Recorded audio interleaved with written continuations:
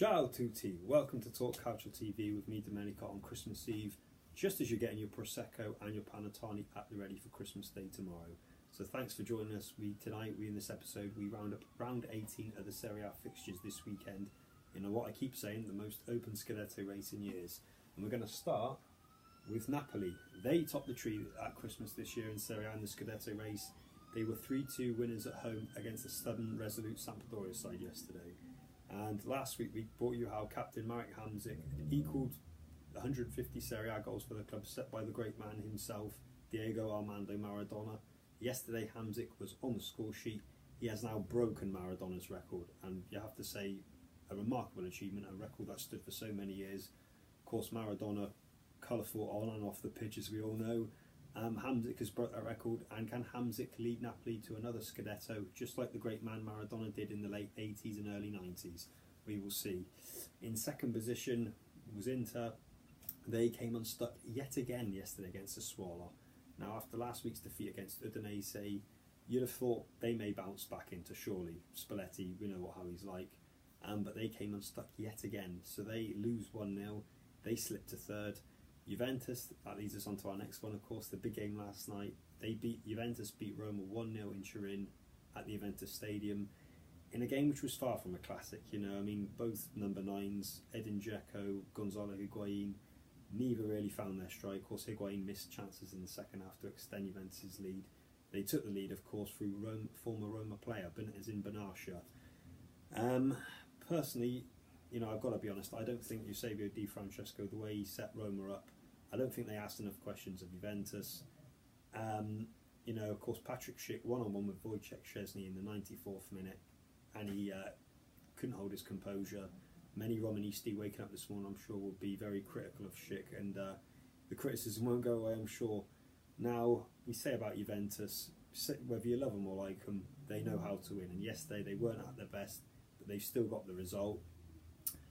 Also, as we saw, Paulo Dybala was on the bench and he didn't come on, so that fuels to the speculation about him possible move in January to Barcelona. However, his agent and his brother has come out and said he would like to stay in Turin, so make what you will out of that one. Next game, on to that. So you would also, which is Lazio, they won 4-0 against Crotone. Now, I've said already, I think Roma's faint hopes of the Scudetto have now probably vanished after yesterday's defeat. Their priority will now consolidate 4th position, because Lazio, having won 4-0 yesterday, they will be breathing fire down their cross-city rivals' neck now.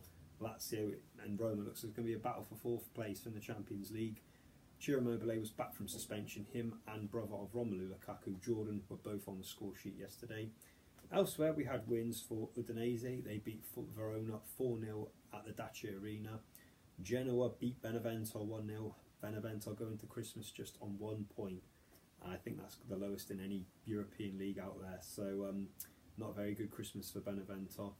Elsewhere, we had a couple of Friday matches. Fiorentina, they won against Cagliari away 1-0. We had Bologna also winning Verona away against Chievo 3-2. Also on that one, we had Spal draw 2-each with Torino. I've got to say, I had that down as an away win. I thought Torino, after beating Roma in the week, they may have possibly gone on and expanded from that and possibly pushed themselves at the table, but a draw it is. Lastly, we also had yesterday Atalanta beat AC Milan at the San Siro 2-0. Now, Atalanta, famously known as the underdog, this year they're providing entertainment both in Europe and in Serie A. I'm sure of the way they're going, they will fancy themselves an outside chance of the Champions League, which is currently for the 4th position. Lazio and Roma look as if they're going to toss it out. No reason why Atalanta can't sneak up. After the game, of course, Rino Gattuso, we all know what he was like as a player for Italy and Milan. He was a winner. He wore his heart on his sleeve. His passion is unquestionable. As manager, in his interview yesterday, he said Milan now need a miracle to qualify for Europe. Now, if you're a Milan player or even a fan of the Rossoneri, you just think hearing that from the coach, yes, he pulls no punches, but when the confidence of the team is down, should Gattuso maybe choose his words a bit better? Surely that doesn't help matters. There's even some reports in Italy that his job as a Rossoneri coach doesn't have long to go. And if he was sacked, where do they go from there? it's fair to say he hasn't had a honeymoon period, and of course Silvio Berlusconi, who needs no introduction, we all know how colourful he was in his time as AC Milan owner, saying the Rossoneri are painful to watch. So, interesting times ahead. We are back in action again this Saturday. There will be games, so we will give you build up to that and reviews after. So, I would like to wish you all happy Buon Natale, Merry Christmas all my followers.